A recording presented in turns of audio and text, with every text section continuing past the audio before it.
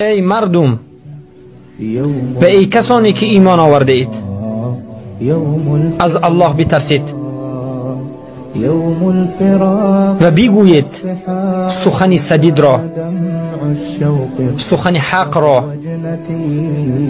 الله سبحانه و تعالی عملهای شما را صالح و اصلاح خواهد کرد و گناههای شما را خواهد بخشید.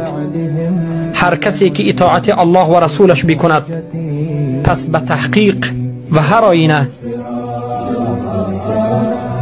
برده کرده است، برد بزرگی.